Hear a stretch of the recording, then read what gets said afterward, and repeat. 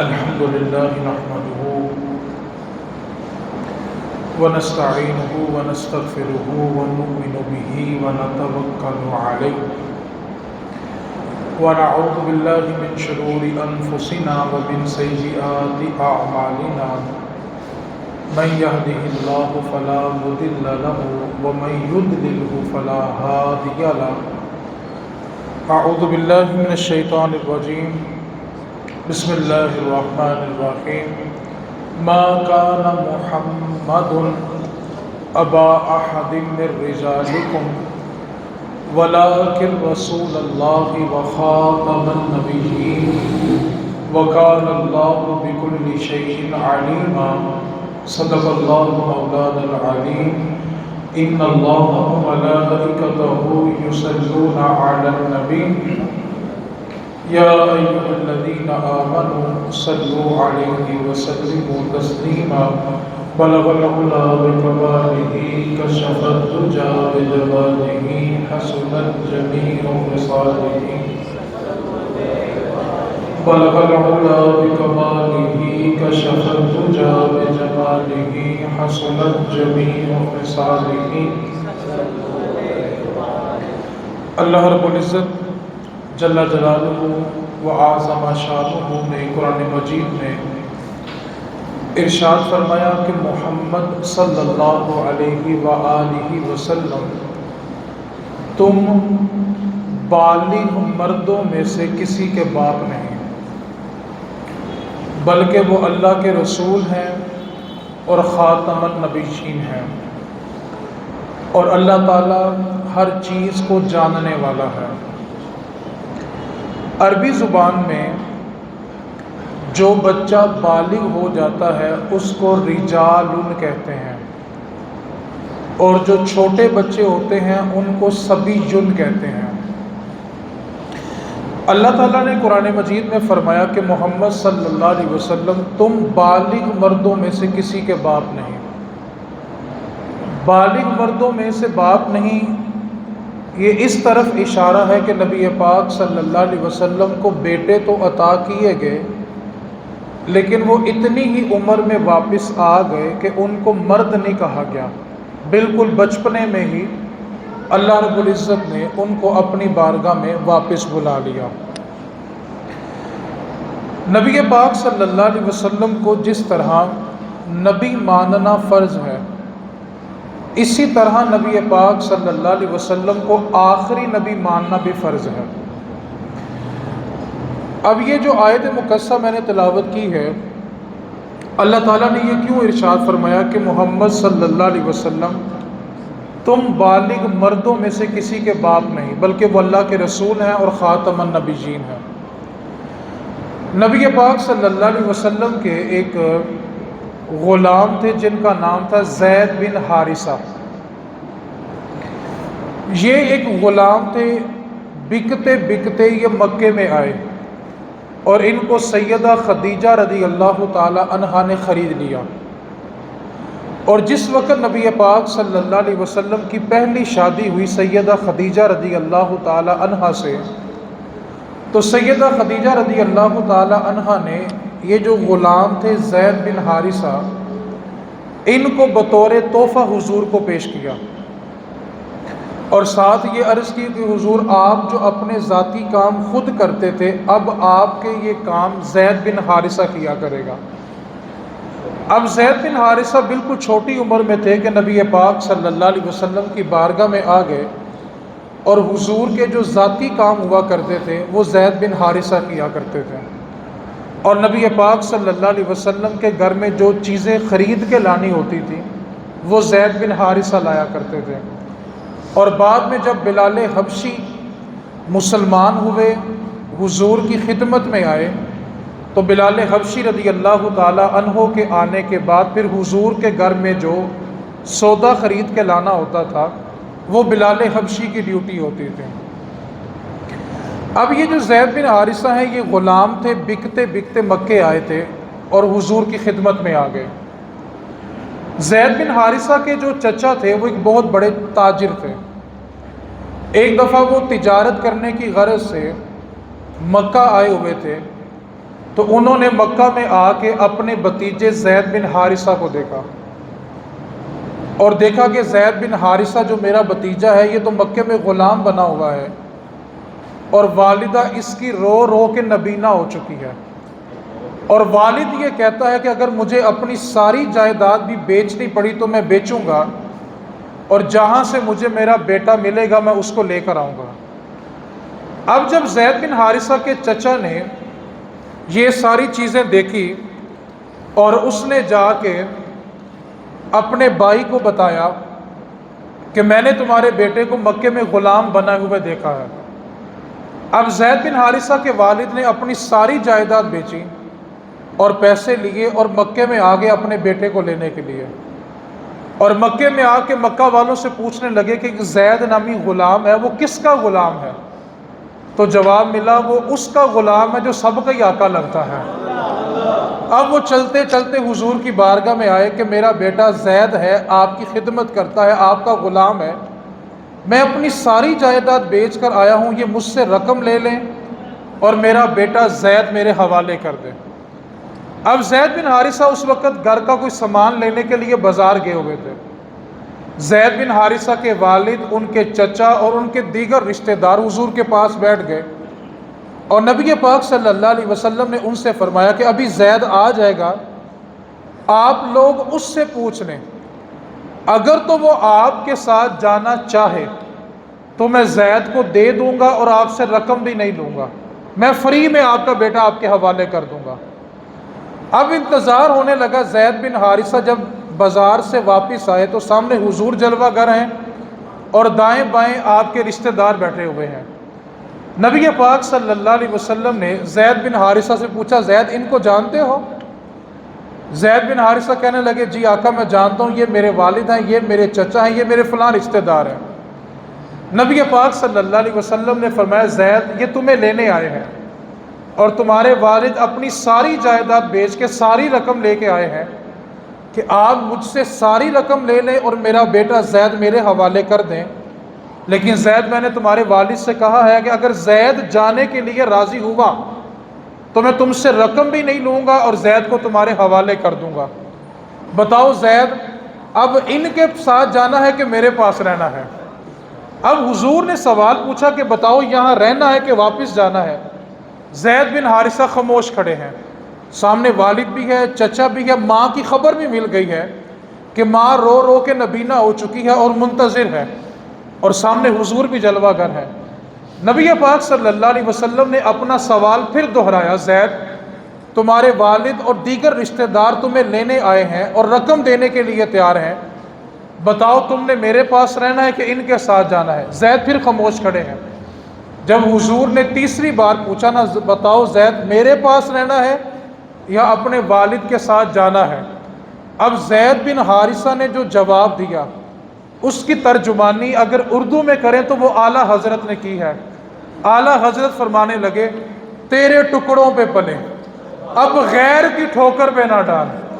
آقا تیرے ٹکڑوں پہ پلے اب غیر کی ٹھوکر پہ نہ ڈال، جھڑکیاں کھائیں کہاں چھوڑ کے صدقہ تیرا۔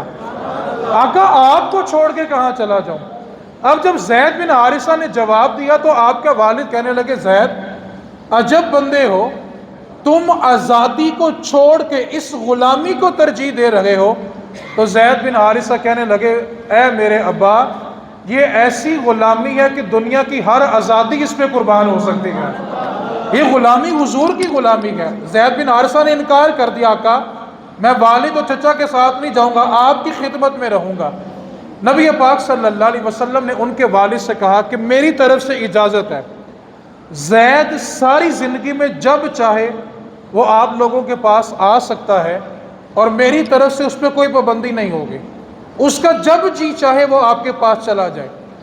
اب جب ان کے والد اور چچا خالی ہاتھ واپس چلے گئے، نبی پاک صلی اللہ علیہ وسلم نے زید بن حارثہ کی یہ وفا اور محبت دیکھی تو نبی پاک صلی اللہ علیہ وسلم نے آپ کو متبنہ بنا لیا۔ متبنہ کہتے ہیں لے پالک بیٹے کو، جو بچے لے کے پالے جاتے ہیں ان کو عربی زبان میں متبنہ کہتے ہیں۔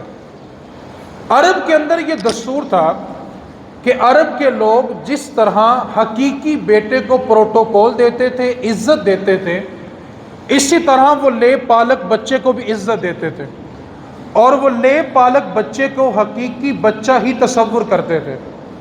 اور عرب کے اندر یہ بھی دستور تھا کہ جب وراثت تقسیم ہوتی تھی تو جس طرح حقیقی بیٹوں کو وراثت ملتی تھی، اسی طرح لے پالک بچوں کو بھی وراثت ملتی تھی۔ اب نبی پاک صلی اللہ علیہ وسلم نے زید بن حارثہ کو متبنہ لے پالک بیٹا بنا لیا کہ یہ میرا منہ بولا بیٹا ہے۔ اور آپ کی معلومات کے لیے عرض کرتا چلا جاؤں کہ قرآن کریم میں صرف ایک صحابی کا نام ذکر ہے اور کسی صحابی کا نام ذکر نہیں ہے، اور وہ صحابی یہی زید بن حارثہ ہے۔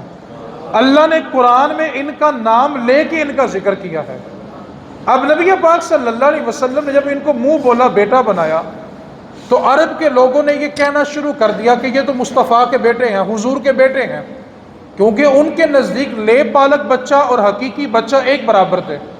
اور جس طرح حقیقی بیٹوں کو وراثت ملتی تھی، اسی طرح لے پالک بچوں کو بھی وراثت ملتی تھی۔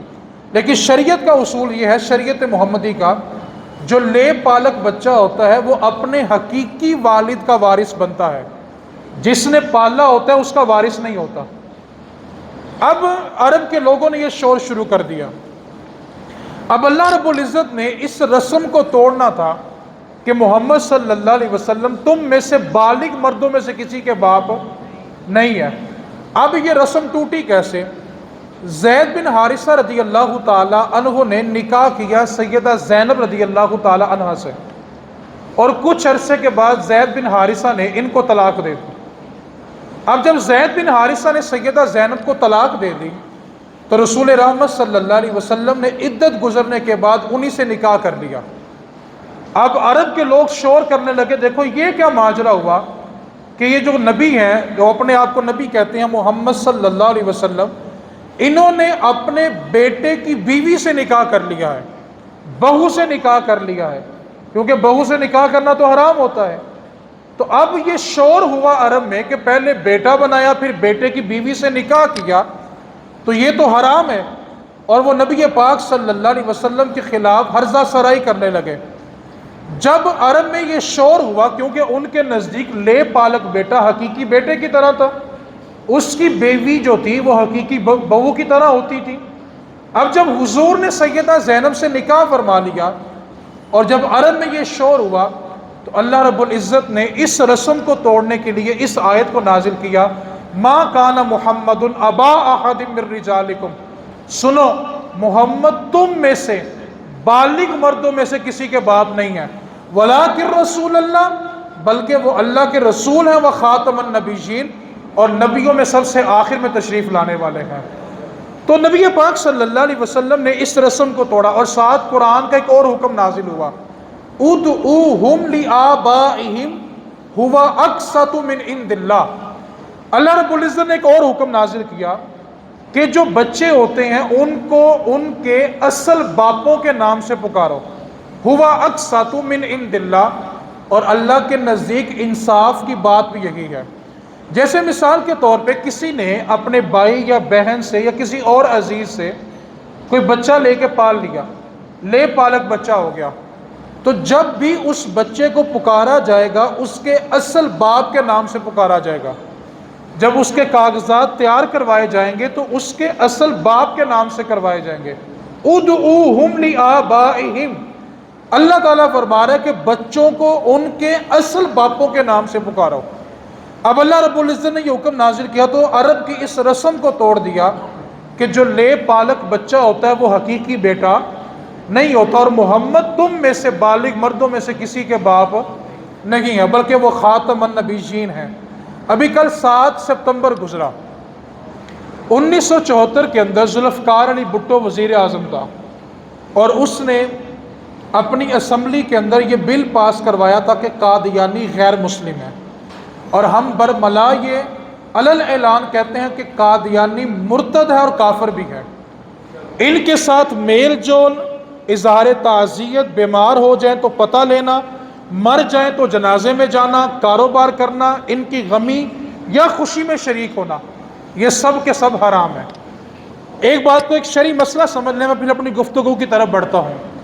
ایک بندہ ہے غیر مسلم ہے، سکھ ہیں، عیسائی ہیں، ہندو ہیں، ان کے ساتھ کاروبار کرنا جائز ہے، لیکن اس حد تک کاروبار جائز ہے کہ ان کا دین آپ پر غالب نہ آنے لگے، اتنی قربتیں نہ بڑھ جائیں کہ آپ کو ان کا دین ہی اچھا لگنے لگ جائے، کیونکہ اللہ رب العزت ہے ان الدین عند اللہ الاسلام، اللہ کے نزدیک جو سب سے پسندیدہ دین ہے وہ دین اسلام ہے۔ تو غیر مسلم کے ساتھ تجارت کرنا، کاروبار کرنا جائز ہے۔ اگر آپ چائنا سے امپورٹ ایکسپورٹ کرتے ہیں تو جائز ہے۔ آپ کافر ہندو ہیں، سکھ ہیں، عیسائی ہیں، ان سے آپ لین دین کر سکتے ہیں، کاروبار کر سکتے ہیں، شریعت میں اس کی اجازت ہے۔ خود رسول کریم صلی اللہ علیہ وسلم یہودیوں سے ادار لین دین بھی کیا کرتے تھے، لیکن قادیانی کے ساتھ کوئی کام جائز نہیں ہے، کیونکہ کافر اور ہوتا ہے، مرتد اور ہوتا ہے۔ کافر وہ ہے جس نے اللہ کو مانا ہی نہیں، نبی کا کلمہ پڑھا ہی نہیں ہے، اور مرتد وہ ہوتا ہے جو اسلام میں آ کر اسلام کو چھوڑ کے چلا جائے۔ جو اسلام کا لبادہ اوڑھ کر بھی کسی اور کا کلمہ پڑھتا ہو، اس کے ساتھ کام کرنے کی، رشتہ داری کرنے کی، لین دین کرنے کی قطعاً اس کی اجازت نہیں ہوتی۔ اب سب سے پہلی بات یہ ہے کہ اللہ رب العزت نے ارشاد فرمایا کہ محمد صلی اللہ علیہ وسلم تم بالغ مردوں میں سے کسی کے باپ میں۔ اب نبی پاک صلی اللہ علیہ وسلم کو اللہ تعالیٰ نے 3 صاحبزادے عطا فرمائے، لیکن تینوں کا بچپن میں وصال ہو گیا۔ اس کی وجہ کیا تھی؟ اگر نبی پاک صلی اللہ علیہ وسلم کے بیٹے بڑے ہو جاتے تو 2 ہی صورتیں تھیں، بڑے ہونے کے بعد یا وہ نبی ہوتے یا نبی نہ ہوتے، اور دونوں چیزیں بڑی مشکل تھی۔ اس کی وجہ یہ ہے کہ اگر نبی پاک صلی اللہ علیہ وسلم کے بیٹے بڑے ہو جاتے اور بڑے ہونے کے بعد وہ بھی نبی ہوتے تو جو ختم نبوت کا تاج تھا، آخری نبی ہونے کا تاج تھا، وہ حضور سے آگے چلا جاتا، اور اللہ رب العزت نے اس منصب کے لیے صرف حضور کو بنایا ہے، اس لیے حضور کے صاحبزادے جوان۔ دوسری صورت یہ تھی اگر حضور کے بیٹے جوان ہو جاتے اور نبی نہ ہوتے تو یہ حضور کی شان میں کمی تھی۔ اس کی وجہ یہ ہے گزشتہ انبیاء کے بچے بیٹے جب بڑے ہوئے تو اللہ تعالیٰ نے ان کو بھی نبی بنایا، اور اگر حضور کے بیٹے بڑے ہوتے اور وہ نبی نہ ہوتے تو ساری دنیا کہتی دیکھو پچھلے نبیوں کے بیٹے بڑے ہوئے تو نبی بنے، اور باری آئی محبوب کی تو بیٹوں کو نبی نہیں بنایا۔ اللہ تعالیٰ نے یہ رستہ بھی بند کر دیا کہ محبوب تیرے بچے تو چھوٹی عمر میں آ جائیں گے، لیکن ختم نبوت کا تاج ہمیشہ تیرے سر پہ رہے گا، کہ حضور کے بعد اور کوئی نبی نہیں ہو سکتا۔ اب حضور کے بیٹے بھی حضور کی ختم نبوت کے اوپر قربان ہوئے ہیں۔ اب میں یہاں پر رک کر ایک جملہ کہنا چاہتا ہوں، یار جب میرے نبی کی ختم نبوت پہ میرے نبی کا بیٹا قربان ہو سکتا ہے تو پھر ہمارے بچے کیوں نہیں قربان ہو سکتے؟ دوسری بات، میرے نبی کا بیٹا میرے نبی کے بعد نبی نہیں بن سکتا تو یہ گسیٹی کا بیٹا کیسے نبی بن سکتا ہے؟ اس نے خود اپنی کتاب میں لکھا کہ میری ماں کا نام گسیٹی ہے، اپنی والدہ کو یہ گسیٹی کہہ کے بلاتا تھا، جس کو انہوں نے نبی ماننا ہوگا۔ ایک آنکھ سے کانا تھا، تو میں نے ایک دفعہ ایک جلسے میں کہا تھا کہ یار پاکستان کا قانون تو اتنا سخت ہے کہ موٹر وے کے اوپر ایک لائٹ والا ٹرک نہیں چلتا، اور تم نے ایک آنکھ والا نبی بنایا ہوا ہے۔ نبی تو ہوتا وہ ہے جو ہر عیب سے پاک ہوتا ہے، نبی کو اللہ ہر عیب سے پاک کرتا ہے۔ اب اس کے بعد نبی پاک صلی اللہ علیہ وسلم سے اللہ نے وعدہ فرمایا وَلَسَوْفَ يُعْطِيكَ رَبُّكَ فَتَرْضَىٰ، اے محبوب اللہ آپ کو اتنا دے گا کہ آپ راضی ہو جائیں گے، یہ اللہ کا وعدہ ہے۔ اے محبوب اللہ آپ کو اتنا عطا کرے گا کہ آپ راضی ہو جائیں گے۔ لیکن نبی پاک صلی اللہ علیہ وسلم کے صاحبزادے ابراہیم علیہ السلام کا جب وصال ہوا تو نبی پاک صلی اللہ علیہ وسلم ان کے قریب بیٹھ کے زارو قطار روئے، حضور کی چشمان سے آنسو بہے۔ یہاں پر ایک مسئلہ بھی سمجھ لیں، کسی کی جدائی میں، کسی کے فراق میں آنسو بہانا یہ سنت مصطفیٰ ہے، لیکن پیٹنا، چیخو پکار کرنا یہ حرام ہے۔ کسی کا وصال ہو گیا تو آنسو بہہ جانا یہ انسان کی طبیعت ہے، اور آنسو بہانا سنت مصطفیٰ بھی ہے۔ حضور اپنے صاحبزادے ابراہیم علیہ السلام کے قریب بیٹھ کے زاروں قطار روئے۔ اب ایک طرف حضور اپنے بیٹے کی جدائی میں رو رہے ہیں، اور دوسری طرف اللہ کا وعدہ ہے کہ محبوب آپ کو اتنا دیں گے کہ آپ راضی ہو جائیں گے۔ تو ان دونوں کو جوڑیں گے کیسے؟ جوڑیں گے ایسے کہ محبوب آپ بلا شک و شبہ اپنے بیٹے کے قریب بیٹھ کے روئے ہیں، آپ کا بیٹا بھی ہم نے لے لیا ہے، لیکن محبوب آپ کو راضی اسی طرح کرنا ہے کہ آپ کے بعد کسی اور کو نبی نہیں بننے دیں گے۔ اگر بیٹا بڑا ہو گیا تو کل کو نبی بنے گا، اور ختم نبوت کا تاج ہمیشہ آپ کے پاس رہے گا۔ اب یہ تھا ختم نبوت کا پس منظر، کہ جس طرح نبی پاک صلی اللہ علیہ وسلم کو نبی ماننا فرض ہے، اسی طرح نبی پاک صلی اللہ علیہ وسلم کو آخری نبی ماننا بھی فرض ہے۔ میں اردو زبان میں بات کر رہا ہوں اور بالکل سادہ سی اردو میں چند مثالیں دوں گا، اگر آپ میرے جملوں کے ساتھ تکرار کر لیں تو میں اللہ کی بارگاہ میں بڑا یقین رکھتا ہوں کہ کبھی کوئی خبیث قادیانی آپ کو تنگ نہیں کر سکے گا۔ میں چند باتیں آپ کے ساتھ تکرار کرتا ہوں، آپ ساتھ ساتھ دہراتے جائیں تو انشاءاللہ آپ کا عقیدہ مضبوط ہو جائے گا۔ تیار ہے اس بات کے لیے؟ نہیں ہے؟ کوئی بات سمجھ بھی آ رہی کہ مشکل لگ رہی ہے؟ چلیں جی، جو نبی ہوتا ہے اس میں چند خصوصیات ہوتی ہیں۔ کیا ہوتی ہیں جی؟ نبی کی پہلی خاصیت یہ ہوتی ہے، توجہ سے جملہ سننا ہے، نبی پر، رسول پر کتاب نازل ہوتی ہے، رسول کتابیں لکھتا نہیں ہے۔ پہلی نشانی کیا ہے؟ نبی پر وحی نازل ہوتی ہے، نبی وحی لکھتا۔ اس کانے نے 800 کے قریب کتابیں لکھی ہیں۔ تو نبی کی نشانی کیا ہوتی ہے؟ نبی پہ وحی نازل ہوتی ہے، نبی وحی لکھتا۔ تو اس کا کتابیں لکھنا اس بات کی دلیل ہے کہ یہ نبی نہیں ہے۔ کیوں بھلا؟ نبی کی جو پیغام ہوتے ہیں وہ کس کی طرف سے آتے ہیں؟ اللہ کی طرف سے آتے ہیں۔ نبی وحی کو لکھتا، تو نبی کی پہلی نشانی کیا ہے کہ نبی پر وحی، پہلی نشانی کیا ہے؟ نبی پر وحی، نبی وحی لکھتا نہیں ہے۔ اور دوسری بات، مفتی احمد یار خان نعیمی رحمۃ اللہ علیہ تفسیر نعیمی میں لکھا ہے کہ کوئی بھی چیز لکھتا وہ ہے، جیسے میں اپنے بیان کے کچھ الفاظ لکھ لیتا ہوں تو مفتی صاحب فرماتے ہیں کہ بندہ کوئی بھی چیز لکھتا اس لیے کہ وہ بھول نہ جائے، یعنی جس وقت میں پڑھ رہا ہوں یا کوئی چیز تیار کر رہا ہوں تو میں اس کو لکھ لیتا ہوں کہ بوقت ضرورت مجھے یاد رہے کہ میں نے لکھا کیا تھا، میں نے بولنا کیا ہے۔ تو کوئی بھی بندہ تحریر اس لیے لکھتا ہے کہ اس کو بھول نہ جائے۔ جیسے ہم سٹامپ پیپر کرتے ہیں، اس کا مقصد کیا ہوتا ہے؟ جب سامنے والا پھڈا ڈالے یا بھول جائے تو ہم اس کو، اس کا یہی مقصد ہے نا۔ بندہ لکھتا کیوں ہے کہ وہ بھول، اور اللہ نے مصطفیٰ کو بھولنے سے پاک بنایا ہے، اس لیے نبی پر وحی آتی ہے، نبی وحی لکھتا۔ اور مصطفیٰ کے حافظے کا تو کیا کہنا، سیدنا ابو ہریرہ حضور کی بارگاہ میں آئے شکایت لے کے، عرض کرنے لگے آقا آپ سے باتیں سنتا ہوں، کچھ یاد رہ جاتی ہیں، کچھ بھول جاتا ہوں، حافظے کی بڑی شکایت ہے۔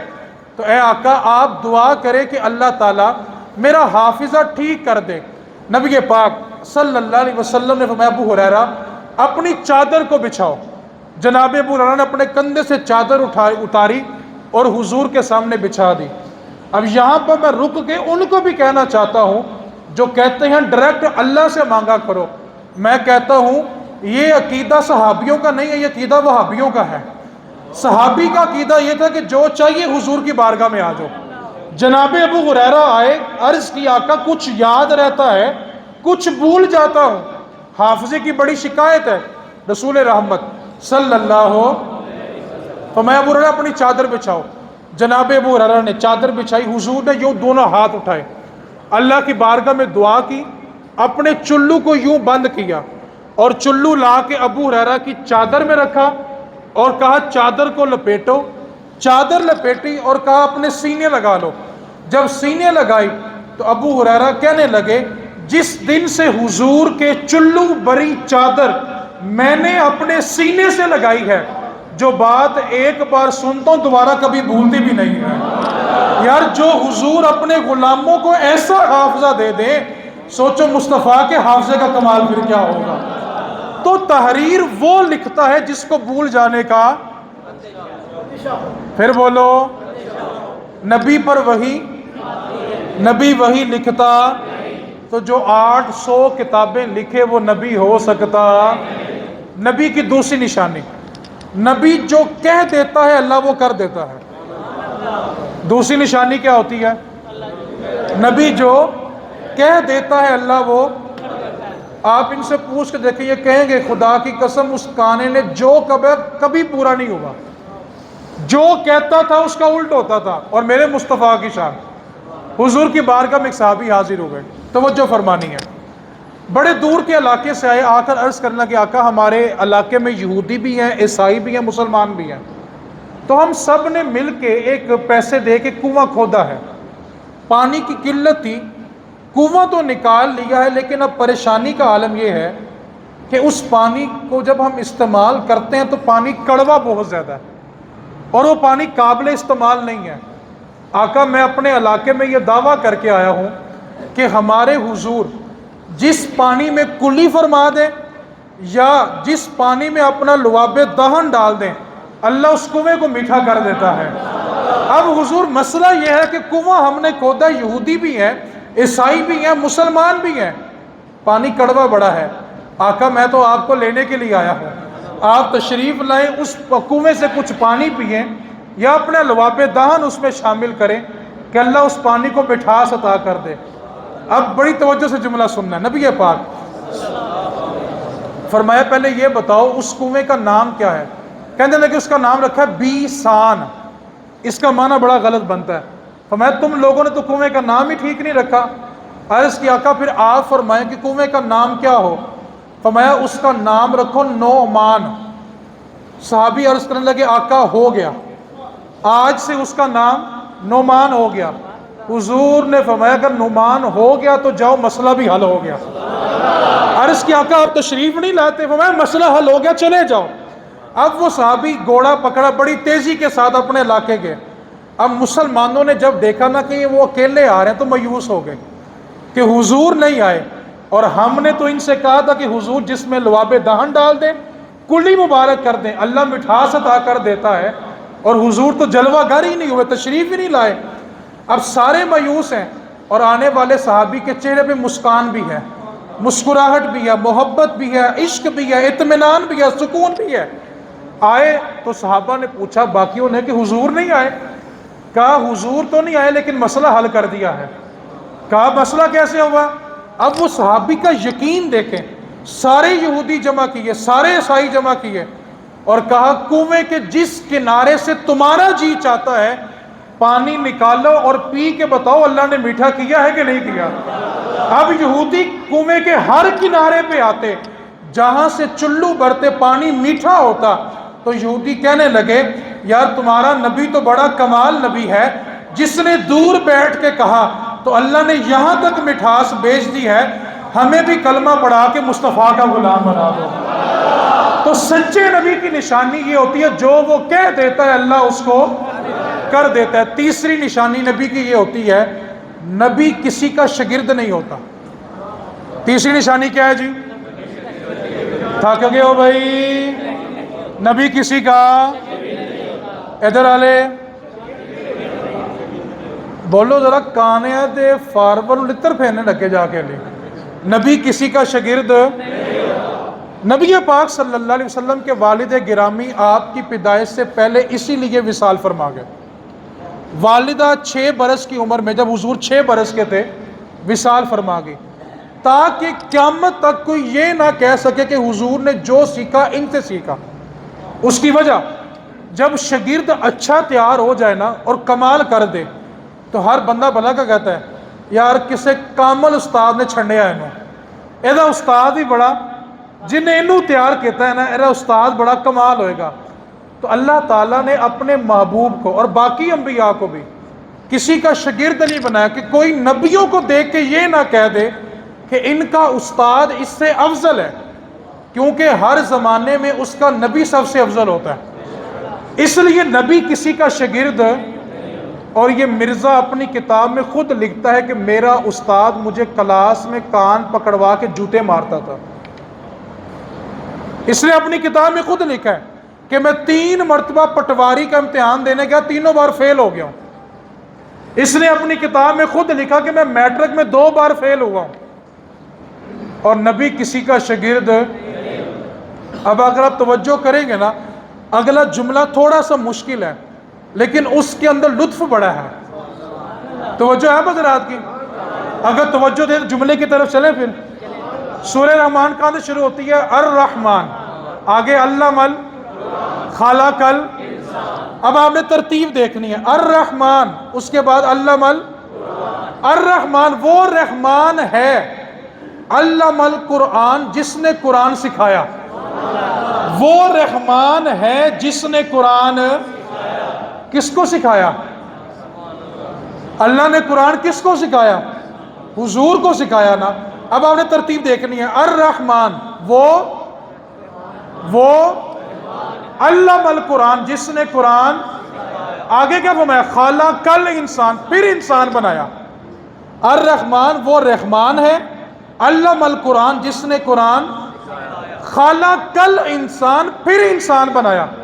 مطلب انسان بنانے سے پہلے اللہ نے کسی کو قرآن سکھایا، اس لیے تو کہا الرحمن وہ رحمان ہے، خلق الانسان بعد میں کہا، درمیان میں رکھا علم القرآن وہ رحمان جس نے قرآن سکھایا پھر انسان بنایا۔ تو پتہ چلا اللہ تعالیٰ انسان بنانے سے پہلے کسی کو قرآن سکھا چکا تھا، اور جس کو سکھایا وہ کوئی اور نہیں، وہ تیرا میرا نبی گنبد خضرا کا مالک تھا یار۔ اسی لیے تو کہا الرحمن وہ رحمان ہے، علم القرآن جس نے قرآن، خلق الانسان پھر انسان بنایا۔ تو اللہ انسان بنانے سے پہلے کسی کو قرآن سکھا چکا ہے، اور وہ کس کو سکھایا جی؟ پھر بولو جی۔ تو تیسری نشانی نبی کی کیا ہے کہ نبی کسی کا شاگرد، پھر بولو۔ چوتھی نشانی، نبی کے لیے حکم یہ ہوتا ہے کہ زمین کے جس حصے پر نبی کا وصال ہوتا ہے نا، اسی زمین میں نبی کو دفن کیا جاتا ہے۔ چوتھی نشانی کیا ہے جی؟ پھر بولو۔ جس حصے پر نبی کو اسی حصے میں، نبی پاک صلی اللہ علیہ وسلم کے وصال کے بعد جو سب سے پہلا مسئلہ صحابہ کو درپیش ہوا وہ حضور کی تدفین کا تھا۔ حضور کی تدفین کہاں ہوگی، اس میں صحابہ کا اختلاف ہوا۔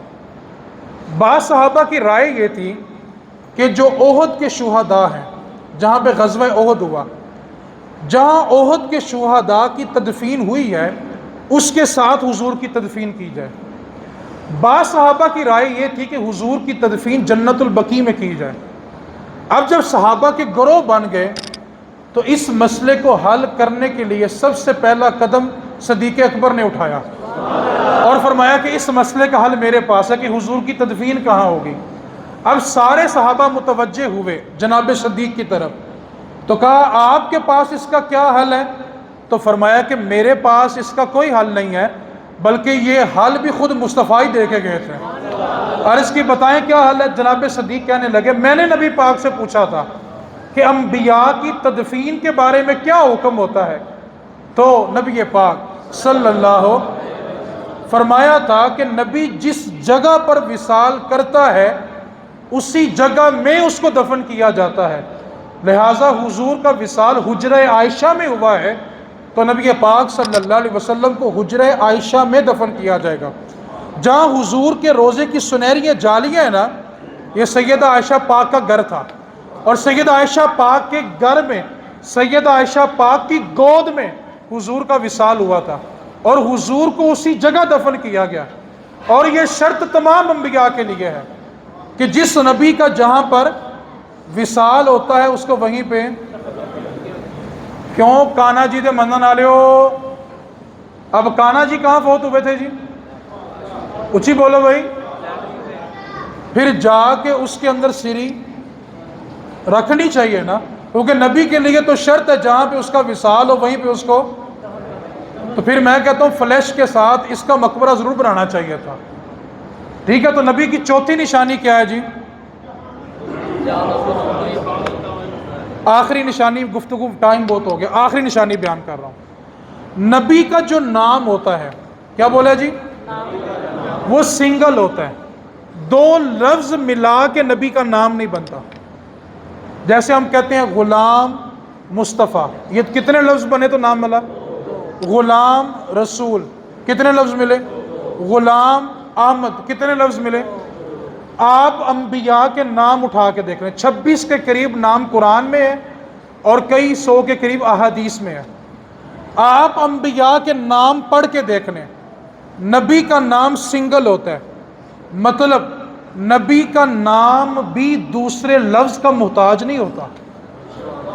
آدم، نوح، شیس، موسیٰ، عیسیٰ، یعقوب، یوسف، ابراہیم، اسماعیل، موسیٰ، عیسیٰ، محمد، سب نبیوں کے نام کیا ہیں؟ اور اس کا نام کیا تھا؟ غلام احمد. دو لفظ ملا کے نام بنتا ہے. اور نبی کے لیے شرط کیا ہوتی ہے؟ نبی کا نام بھی کسی دوسرے لفظ کا محتاج. بس میں جلدی جلدی آخری بات کرنے لگا ہوں. نیا نبی آنے کے لیے 3 چیزیں ضروری ہوتی ہیں. کتنی چیزیں چاہیے؟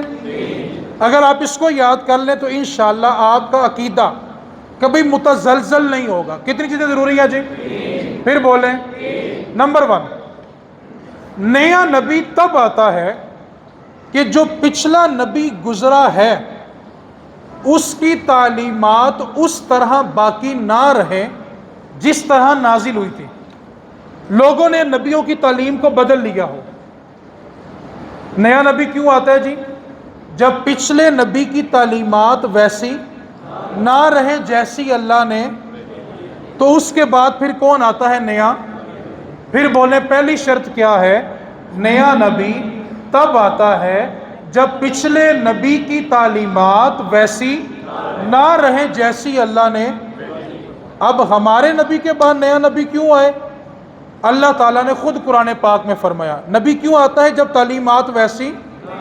اللہ فرما رہا ہے اِنَّا نَحْنُ نَزَّلْنَا الذِّكْرَ وَإِنَّا لَهُ لَحَافِظُونَ. اس قرآن کو نازل بھی ہم نے کیا ہے اور اس کی حفاظت خود اللہ تعالیٰ ہی فرما رہا ہے. اور جس کی حفاظت اللہ تعالیٰ کرے اس کو تبدیل کیسے کوئی کر سکتا ہے؟ تو نیا نبی کیوں آتا تھا کہ جب تعلیمات ویسی، تو اس قرآن کی حفاظت کون کر رہا ہے؟ تو اس کو بدل سکتا. دوسری ضرورت کب آتی ہے؟ پچھلے نبی کی تعلیمات ویسی ہی ہوں جیسی اللہ نے نازل کی تھی، لیکن وہ نامکمل ہوں، ابھی مزید تعلیمات کی لوگوں کو گنجائش ہو، اس لیے نیا نبی آتا ہے. دوسری ضرورت کیا ہے؟ گزشتہ نبی کی تعلیمات تو باقی ہیں لیکن وہ نامکمل ہیں، اس لیے نیا نبی آتا ہے. اور نبی پاک صلی اللہ علیہ وسلم پہ جب نبی پاک نے حج کیا تو اللہ تعالیٰ نے کیا فرمایا؟ الیوم اکملت لکم دینکم. اے محبوب، آج اللہ نے آپ پر دین کو مکمل فرما دیا ہے. اب دین میں کسی بات کی اور ضرورت. نیا نبی کیوں آتا ہے؟ پہلی ضرورت کیا تھی؟ کہ تعلیمات ویسی نہ رہے جیسی اللہ نے. تو اللہ نے قرآن کے بارے میں کیا کہا؟ قرآن کو ہم نے نازل کیا اور ہم ہی اس کی. دوسری ضرورت کیا ہوتی ہے؟ کہ تعلیمات تو ہیں لیکن نامکمل ہیں، تو اللہ نے فرمایا محبوب ہم نے تم پر دین کو مکمل کر دیا ہے. اور تیسری ضرورت کب ہوتی ہے؟ کہ پچھلا نبی کسی ایک علاقے، ایک ملک یا ایک شہر کے لیے آیا ہو اور میرے محبوب سے اللہ نے کہا کل سونیا کہہ دے یا ایھا الناس، اے لوگو، انی رسول اللہ علیکم جمیعا، اللہ نے مجھے قیامت تک سارے انسانوں کا رسول بنا کر بھیجا ہے. اور میں وما ارسلناک الا رحمۃ للعالمین، محبوب آپ کو تو تمام جہانوں کے لیے رحمت بنا کر بھیجا گیا. جب رسول قیامت تک کے لیے ہیں تو نئے رسول کی ضرورت نہیں ہے. آخری بات کا وقت نہیں بچا لیکن میں 1 منٹ میں سمیٹنے کی کوشش تب کر سکتا ہوں جب آپ جلدی جلدی بولیں. یہودی لوگ جو ہیں وہ موسیٰ علیہ السلام کا کلمہ پڑھتے ہیں اور تورات کو کتاب مانتے ہیں.